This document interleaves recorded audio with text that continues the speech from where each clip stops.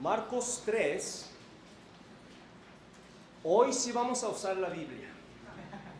No tengo bueno, sí tengo diapositivas, pero no tengo ningún versículo aquí. La razón es porque si vieron hoy en día, ayer el mensaje que les envié, son 28 versículos. Okay, entonces, si tienen sus Biblias, Marcos capítulo 3. Okay, Marcos capítulo 3 son 4 historias. Okay, son 4 historias. Vamos a leer la primera historia. Y conforme vayamos progresando, vamos a leer las siguientes historias. Okay, entonces, Marcos capítulo 3, versículos 7 al 12. Dice: mas Jesús se retiró al mar con sus discípulos y le siguió gran multitud de Galilea y de Judea y de Jerusalén, de Idumea, del otro lado del Jordán y de los alrededores de Tiro y de Sidón. Oyendo cuán grandes cosas hacía, grandes multitudes vinieron a él. Y dijo a sus discípulos que le tuviesen siempre lista la barca a causa del gentío, para que no le oprimiesen, porque había sanado a muchos, de manera que por tocarle, cuantos tenían plagas caían sobre él. Y los espíritus inmundos, al verle, se postraban delante de él y daban voces diciendo: tú eres el Hijo de Dios. Mas él les reprendía mucho para que no le descubriesen. El siguiente pasaje trata sobre la elección de los discípulos, de los versículos 13 al 19.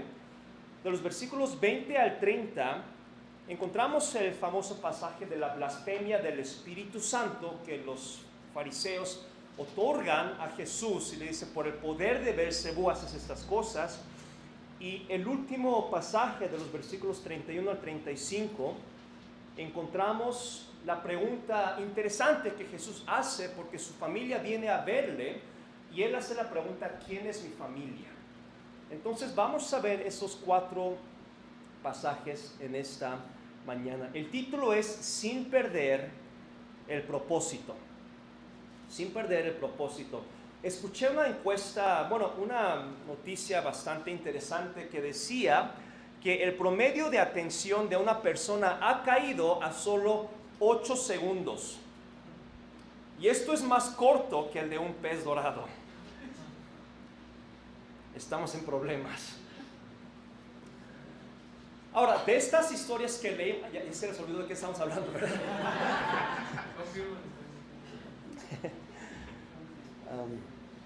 Las historias que leímos,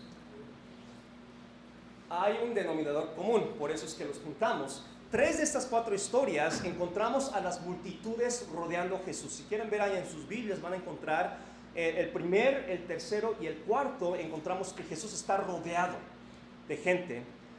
Y el cuarto tuvo que ser, la segunda historia, temprano en la siguiente mañana con sus discípulos. Marcos no nos lo dice, pero Mateo sí nos lo dice, pero no vamos a ir allá.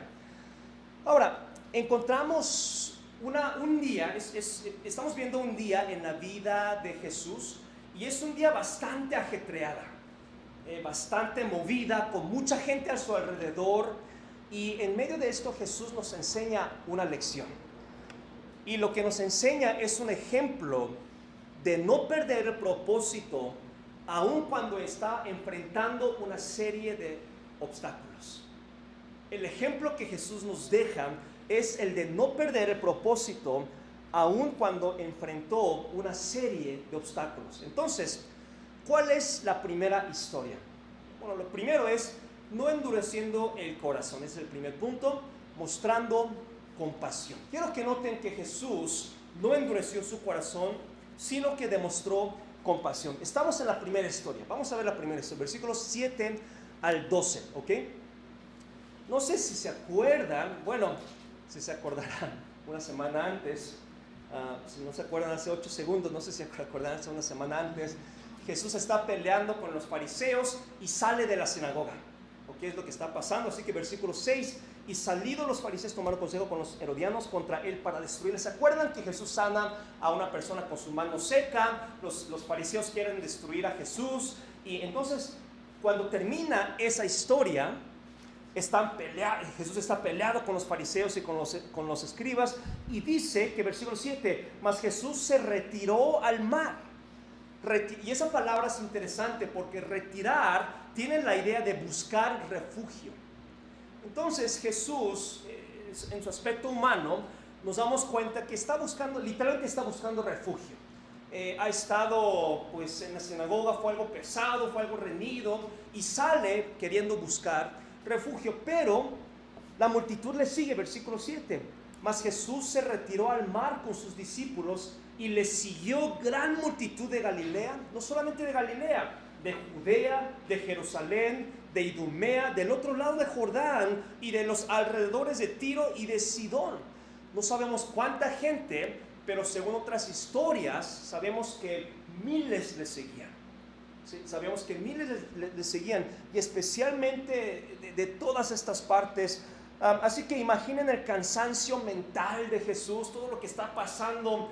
Acaba de terminar una riña con los fariseos, lo quieren destruir, ya está empezando ese complot. Sale, la multitud lo sigue, no lo deja en paz, y no es que solamente lo siguen, sino que ahorita vamos a ver en otro pasaje aquí que lo están tocando, o sea, no lo están manoseando, pero como la gente ya sabe que al tocarle pueden ser sanados, está la gente entonces toca.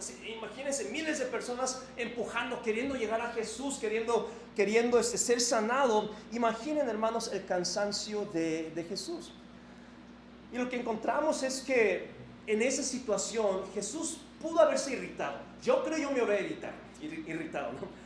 Yo creo que nosotros nos hubiéramos irritado o enfadado, pero Él retiene el control.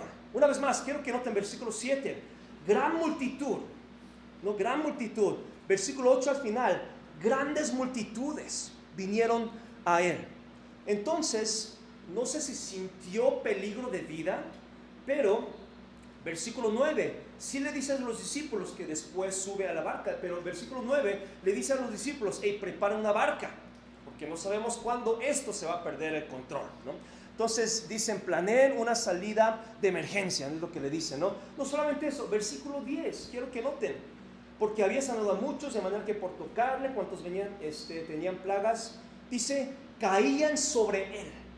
Noten esa expresión, no solamente era tocarle, sino que estaban arrasando, dice, cayendo sobre él. Así que encontramos eso, y no solamente la gente que está cayendo, que lo está empujando, que está sobre Jesús, pero en medio de todo eso, versículo 11, y los espíritus inmundos al verle se postraban delante de él y daban voces diciendo, tú eres el Hijo de Dios. Ahora, esta frase siempre ha sido una curiosidad.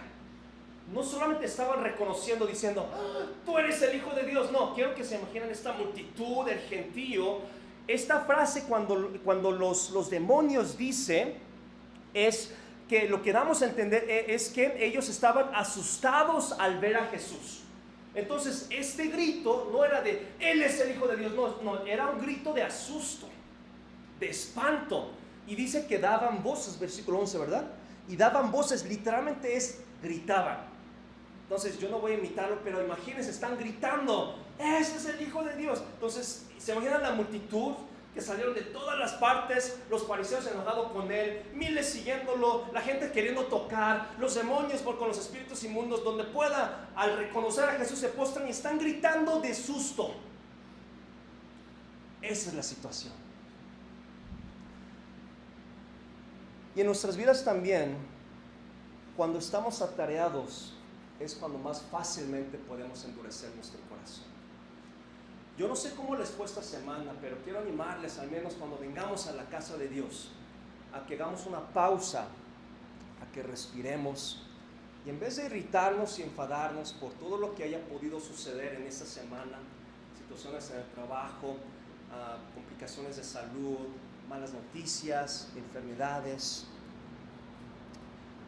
que protejamos nuestro corazón, que siempre protejamos nuestro corazón, que no se cierre nuestro corazón. Entonces, ¿qué nos enseña Jesús? él pudo haberse irritado una vez más, pudo haberse ido directamente al mar, que es lo que va a hacer en un momento. Pero en medio de todo esto, él reconoció que la gente lo necesitaba, y aún en medio de todos esos empujones, él se quedó en medio de la gente, porque creo que quería ayudar a la gente. Y nosotros también debemos hacer lo mismo, podemos hacer lo mismo con la ayuda de Dios. Entonces, en medio del ajetreo, Jesús mantuvo la calma. Ese es el reto, lo que nos enseña Jesús, no perdiendo la prioridad. Primero, no endureciendo el corazón. Yo no sé qué va a pasar, hermanos, honestamente yo no sé qué va a pasar en esta semana. Espero que no pase cosas feas, pero nadie tenemos garantizado el mañana. Y aunque pase algunas cosas, recordemos el ejemplo de Jesús, como en medio de miles, ¿no? Él mantuvo la calma, él tuvo compasión, no endureció su corazón. Ahora, ¿qué sucede después? Vamos a la segunda historia. De los versículos 13 al 19, encontramos la historia de la elección de los 12 discípulos. Ahora, una vez más, Marcos no nos da los detalles, pero Mateo sí. Lo que sucede es que al siguiente día, muy temprano, Jesús sube al monte a orar y después es cuando escoge a los discípulos.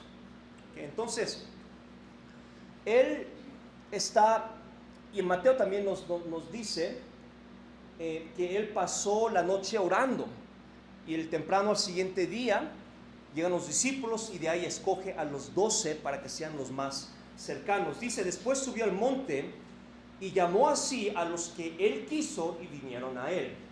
Y estableció a 12 para que estuviesen con él y para enviarlos a predicar y que tuviesen autoridad para sanar enfermedades y para echar fuera demonios. A Simón, quien puso por sobrenombre Pedro, a Jacobo, hijo de Zebedeo, y a Juan, hermano de Jacobo, a quienes apellidó Boanerges, esto es, hijos del trueno, Andrés, Felipe, Bartolomé, Mateo, Tomás, Jacobo, hijo de Alfeo, Tadeo, Simón el cananista y Judas Iscariote, el que le entregó, y vinieron a casa. ¿Qué sabemos de estos 12 discípulos? Ahora imagínense una vez más, yo creo humanamente Jesús ha de estar muy cansado, mentalmente, físicamente, y ahorita, como lo sabemos en la siguiente historia, la gente cuando se despierte van a venir a buscar a Jesús para volverlo a rodear, para seguir recibiendo el ministerio de Jesús. Pero ¿qué sabemos de estos 12 discípulos? Ahora, quiero que recuerden que no solamente eran estos 12 que vinieron. Jesús ya tenía un grupo que él llamaba discípulos que venían, que estaban siguiendo a Jesús. Pero estos, lo que aprendemos de estos es que con trasfondos y personalidades diferentes, con carencias interminables, Jesús escoge a estos 12 para enseñarnos que Jesús transforma a quien sea. Ahora, conocemos los nombres de estos 12 discípulos, quizás algunos en la escuela dominical lo memorizamos, ¿verdad? Pero bueno, ¿quiénes eran estos discípulos? Vamos a ver algunas características resaltantes de estos discípulos para que nos demos una idea de quién escogió Jesús. Y no fue un accidente, sino que él supo lo que le estaba haciendo. Primero encontramos a Simón Pedro. No vamos a ver los 12, vamos a ver algunos. Él es llamado Roca, pero si ustedes conocen la historia de los evangelios, él era todo menos una roca. Él era todo menos alguien sólido, él era todo menos alguien de confianza, ¿no? Él era el que siempre con sus palabras, era alguien que siempre se metía en problemas con las cosas que decía, ¿no? Entonces, él lo cuidaba, él le decía a Pedro, a ver, ¿a quién mato por ti, no? No se acuerda esa historia, y lo encontramos llorando en la siguiente escena. Y bueno, entonces, este es Pedro, que lo llaman roca, pero no tiene nada de roca. Bueno, Jacobo y Juan, creo que eso de Pedro sí sabían. No sé si sabían de Pedro y Juan, porque los llama hijos del trueno. No sé si se han puesto a pensar, ¿qué tipo de apellido es ese? hijos del trueno. Bueno, déjenme decirles que los apellidos en la Biblia no eran como nuestros apellidos. Mi apellido es Kim, yo no lo puedo cambiar, es una identidad familiar, pero en este entonces apellido es algo como un apodo. La pregunta es, ¿por qué se decían hijos del trueno? Bueno, las fuertes especulaciones es debido a su mal temperamento. Hijos del trueno, ¿se imaginan? Ya se imaginan, ¿verdad? Son hijos del trueno, de que por cualquier cosa están ya haciendo sus cosas, ¿no? Y ya creo que todos sus familiares están viendo a otras personas, pero lo bueno es que no sale esto en el video. Pero hijos del trueno, entonces hay especulación. Por ejemplo, un ejemplo, Lucas 9, Lucas 9, versículo 54, para que nos demos una idea de quiénes eran estos, ¿ok? Viendo esto sus discípulos, encontramos viendo esto sus discípulos, cuando hubo un problemita, Jacobo y Juan, estamos hablando de los hijos del trueno, ¿verdad? Jacobo y Juan dijeron al Señor, aquí se nota el temperamento de ellos, ¿quieres que mandemos que descienda fuego del cielo? Como lo hizo Elías y los consuma. Entonces encontramos, ya sabemos qué tipo de hermanos eran estos, ¿no? Estando con Jesús. Oye, ¿quieres ¿por qué no envías diluvio? No creo que eso es lo único que nos encontramos. ¿Por qué no envías azufre? ¿No? Encontramos estos ya queriendo problemas, queriendo ya el temperamento de que ya no los aguanto. Enviamos fuego para matarlos, para enseñarles quién es el que manda aquí. Entonces, estos eran los hijos del trueno. Y Jesús los escoge. Ahora, Tomás. Vamos a ver a Tomás.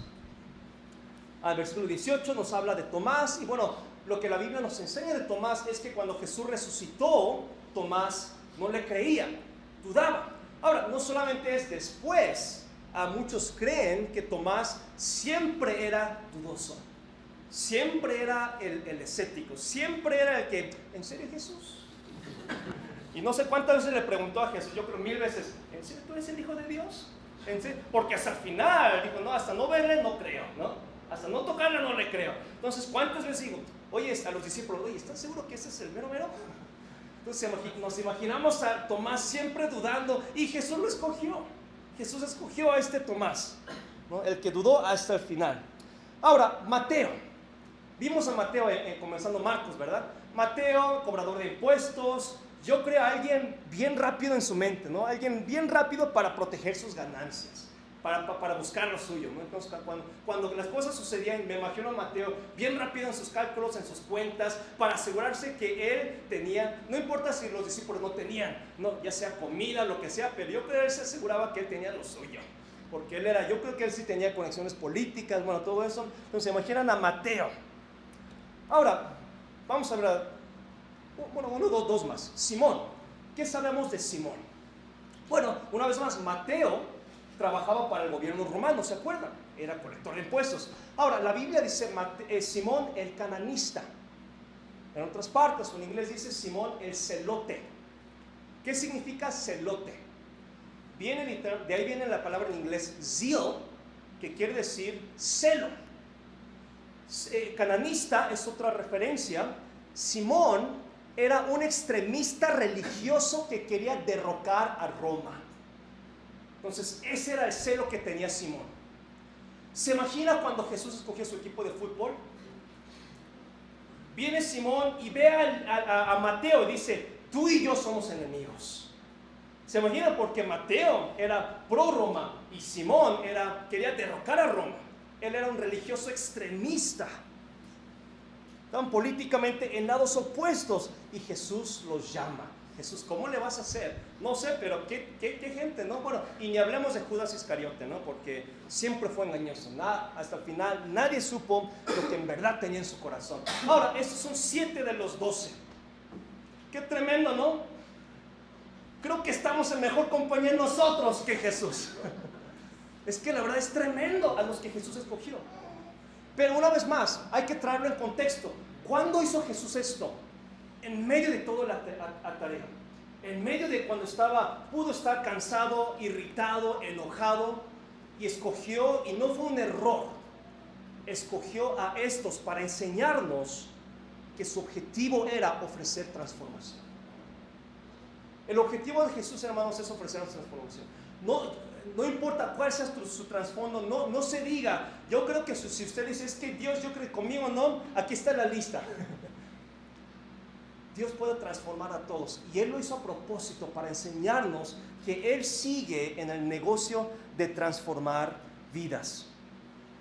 Ahora, ¿por qué hizo esto? ¿Cuál es el proceso? ¿Qué quería Jesús? ¿Cómo escogió a ellos? ¿Se trataba del intelecto, del carisma, de la preparación, de caerle bien a Jesús? No, sino que, ¿cuál es? ¿Por qué Él escogió? Versículo 14 dice, Él escogió a estos 12 con todas sus carencias, con todas sus diferencias, con todos sus defectos. Versículo 14, para que estuviesen con Él. Hermanos, el mensaje de Jesús es sencillo. No importa cuál sea tu trasfondo, pasa tiempo conmigo y yo haré el trabajo en ti. Pasa tiempo conmigo y yo haré el trabajo en ti. Yo te voy a ayudar, yo te voy a guiar, yo te voy a cambiar, yo te voy a transformar. Y ese es el requisito, hermanos, que tenemos. No es la religiosidad del domingo, es pasar tiempo con Jesús en la semana. Conocer al Señor, tener nuestra comunión con Dios, orar, pasar tiempo con Él. Entonces, hermanos, Jesús nos recuerda que Él sigue en el negocio de transformar vidas, y gracias a Dios por eso. Porque yo aún necesito ser transformado. Yo sé que mi familia necesitamos ser transformados. Dios no ha terminado en mí. Yo tengo muchas carencias y seguramente ustedes podrán decir, yo también tengo unas cosas que Dios está trabajando conmigo. Pero ese es el negocio de Jesús, no de buscar a los talentosos. No, Él, a quien sea que esté dispuesto a pasar tiempo con Él, puede transformar. Y gracias a Dios por eso. Entonces, ser cristiano no se trata de venir del placer, del entretenimiento, sino de reconocer que nos ha creado con un objetivo. Jesús no perdió ese objetivo. Tercer lugar, manteniendo la calma. Él no perdió el propósito. En todo esto, en todo lo que está pasando, primero no perdió su compasión. En segundo lugar, no perdió su objetivo de transformar. Y en tercer lugar, Él mantuvo la calma aun cuando enfrentó acusaciones. Versículo 20 dice, y se agolpó de nuevo la gente, de modo que ellos ni aún podían comer pan. Una vez más, regresamos, ¿verdad? Regresamos al gentío, que ni aún podían comer pan. O sea, sí está serio esta cosa, ¿no? Cuando lo oyeron los suyos, ¿quiénes son los suyos? ¿Bien? Es muy posible que estamos hablando de su familia, por lo que encontramos en la siguiente historia. Los suyos es su mamá, sus hermanos, literalmente su familia dijo, este Jesús está loco, mira ese tu hermano está loco, se dice ser el Hijo de Dios. Hasta en ese entonces María sí creía, pero algunos de sus medio hermanos todavía no creían. Entonces, según ellos, van a rescatar a Jesús. Dicen, no, la gente lo va a matar, así que por eso dicen, cuando lo oyeron los suyos, vinieron para prenderle, no es para arrestarlo, es para rescatarlo, porque vinieron a prenderle. Porque decían, está fuera de sí. Una vez más, él perdió el control, él no sabe lo que está haciendo. Versículo 22, pero los escribas que habían venido a Jerusalén decían que tenía a Beelzebú. Ok, hemos leído esta historia y huele a café. Hemos leído esta historia, pero entonces después de estar haciendo estos milagros, ahora los fariseos dicen, mira, él está poseído con el demonio. Era una acusación fuerte. Dice, él tiene a Beelzebú, y que por el príncipe de los demonios echaba fuera los demonios. Y habiéndolos llamado, les decía en parábolas. Ahora, en paréntesis, desde esta historia, porque el siguiente domingo vamos a ver acerca de las parábolas, es cuando Jesús empieza a hablar en parábolas. Bueno, lo vamos a ver el siguiente domingo, pero empieza a hablar en parábolas para esconderles o para que no entendieran. Porque ya les estaba diciendo que por el príncipe de los demonios estaba haciendo esas obras. Y versículo 23, habiéndolos llamado, les decía en parábolas, ¿cómo puede Satanás echar fuera a Satanás? Si un reino está dividido contra sí, tal reino no puede permanecer. Y si una casa está dividida contra sí misma, tal casa no puede permanecer. Y si Satanás se levanta contra sí mismo y se divide, no puede permanecer, sino que haya llegado su fin. Ninguno puede entrar en la casa de un hombre fuerte y saquear sus bienes, sin antes no le ata, y entonces podrá saquear su casa. De cierto os digo que todos los pecados serán perdonados, y los hijos de los hombres las blasfemias cualquiera que sean. Pero cualquiera que blasfeme contra el Espíritu Santo no tiene jamás perdón, sino que es reo de juicio eterno, porque ellos habían dicho, tiene espíritu inmundo. Una vez más, después de la elección de los 12, digamos, están bajando del monte. Quiero que se imaginen los discípulos bajando del monte a la casa posiblemente de Simón. Nuevamente Jesús es amontonado y llega lo que tenían que llegar, lo que tenía que llegar. Las santas opiniones siempre edificantes de los escribas. Y en esta ocasión Jesús es acusado por ser poseído por el diablo. Y una vez más, peor acusación no pudo recibir. Él, siendo Dios, le dijeron, es que tú tienes el demonio en ti. Y en lugar de desquiciarse o perder la paciencia, una vez más mantiene la calma. Y lo que Jesús nos enseña es, creo que después vamos a ver un poco más acerca de este concepto de qué quiere decir la blasfemia contra el Espíritu Santo, el Beelzebú, pero Jesús no les golpea, sino que con calma les habla con la lógica. Y la lógica de Jesús, que sí vale la pena mencionarlo, porque normalmente en este pasaje nos enfocamos en el Beelzebú, pero nos olvidamos de esta lógica que Jesús usó. Y es bien sencilla. ¿Cómo puede Satanás echar fuera a Satanás? Y la respuesta es que no puede permanecer su reino. Una acusación fuerte, pero no pierde su compostura y mantiene la calma. Y creo que es una lección importante.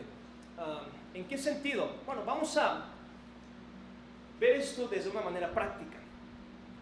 ¿Cuándo perdemos la calma nosotros en la semana? Muchas razones, ¿no? Pero especialmente cuando recibimos acusaciones, y hay ocasiones que nos descarriamos de nuestro propósito, de lo que necesitamos hacer, por asuntos o también por acusaciones. Pero esto nos recuerda que parte del fruto del Espíritu es la templanza, es a mantener la calma. Entonces, y es lo que Dios nos demuestra, Jesús nos demuestra en este pasaje. Sí recibió acusaciones y sí desmanteló con su lógica, pero mantuvo la calma. Y es lo que el Espíritu desea que nosotros reaccionemos. Habrán cosas, acusaciones, situaciones que nos van a querer hacer enojar. ¿Cuántas veces, verdad, somos controlados por las emociones? Pero parte del Espíritu, una vez más, el fruto del Espíritu es la templanza. Es que estemos bajo control. Así que Dios nos ayude con eso. Y después vamos a ver lo que es el Beelzebú. Pero bueno, vamos a seguir. Por último, Jesús no perdió el propósito en todo esto. Y en cuarto lugar, no desatendió las relaciones importantes. Versículo 31 al 35, y vamos a terminar con esto. Vienen después sus hermanos y su madre. Finalmente llegan donde está Jesús. Y quedándose afuera, enviaron a llamarle, y la razón es, nos dice la Biblia, que como había tanta gente, no podían acercarse a Jesús. Y la gente, versículo 32, noten, y la gente que estaba sentada alrededor de él. Es muy posible que Jesús estaba enseñando. ¿Y por qué se sentó? Prácticamente para que los que estén más fuera, más lejos, puedan escuchar. Entonces, no creo que haya ninguna razón en específica, excepto la lógica. Y siéntense para que nosotros también escuchemos. Y al parecer es lo que está pasando. Entonces, posiblemente cientos, o tal vez miles, pero mínimo cientos, podemos especular con certeza que están allí. Y la gente que estaba sentada alrededor envía el recado y le dice, oye, que tu mamá está afuera, tu madre y tus hermanos, dice, están fuera y te buscan.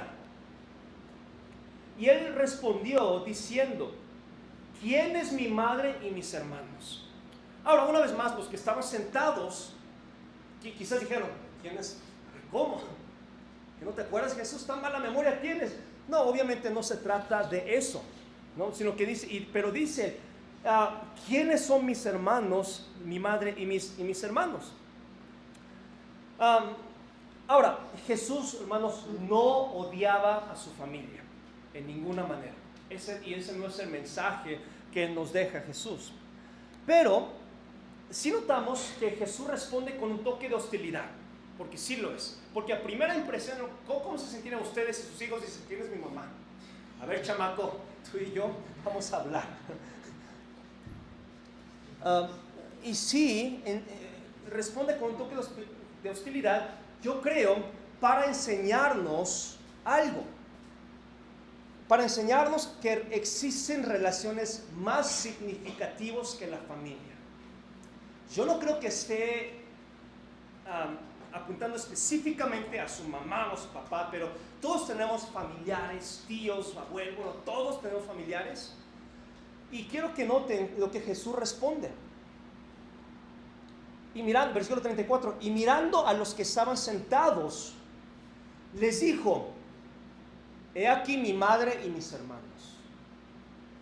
Creo que eso fue más que suficiente para que la gente entendiera lo que Jesús estaba queriendo comunicar. ¿Qué está diciendo? En pocas palabras, los que están conmigo, los que quieren hacer la voluntad de Dios, ellos son valiosos para mí. No que la familia no lo sea, pero una vez más, todavía en este punto, muchos de sus hermanos no creían. De hecho, hay otro pasaje que nos dice, estaban burlándose de Jesús. Y por eso dice, ustedes, a los que estaba escuchando, son importantes para mí. Hacer la voluntad de Dios comienza con conocer a Dios, con leer la palabra de Dios, estudiar y orar. Les aclaro, no descuidan a su familia, ese no es el mensaje. No descuidan a su familia. Viene el día del amor y la amistad. Pero lo que Dios desea es que parte de las relaciones valiosas en su vida deben formarse dentro de, posiblemente de la iglesia, pero no exclusivamente en la iglesia, dentro de las personas que aman a Dios. De las personas que aman a Dios. Entonces, ore que Dios pueda abrir puertas, que usted pueda tener relaciones genuinas y valiosas. Entonces, tener las personas correctas en su vida es importante. Tiene a su familia, pero es importante rodearnos de personas que aman a Dios, que nos ayuden a seguir adelante en nuestra vida cristiana. Jesús no perdió el propósito. Rodeado de gentío, acusado, con las multitudes, fatigado, y en todo eso Él no perdió su propósito. Hermanos, el reto esta semana o en su vida cristiana puede venir cosa y media, puede venir miles de cosas, situaciones. Yo no les pido a que sea más religioso, les pido que se aferre más de Dios, a que no olvide tener tiempo en la palabra de Dios, en oración, a leer. Si usted no lee constantemente la Biblia, yo les animo a Proverbios o Salmos, o comenzando a los Evangelios, o puede repasar lo que vimos. Entonces, poco a poco, y dígale, Señor, yo no sé mucho de esto, pero ayúdame. Y créanme, Dios va a empezar a obrar, porque el Espíritu Santo, parte de su ministerio es hacernos entender las cosas espirituales.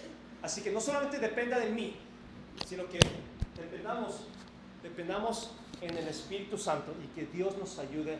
Y hermanos, no perdamos el propósito. Dios es bueno, esta vida es corta, no sabemos qué va a pasar, pero Dios está con nosotros. Vamos a orar. Señor, le damos gracias por su palabra.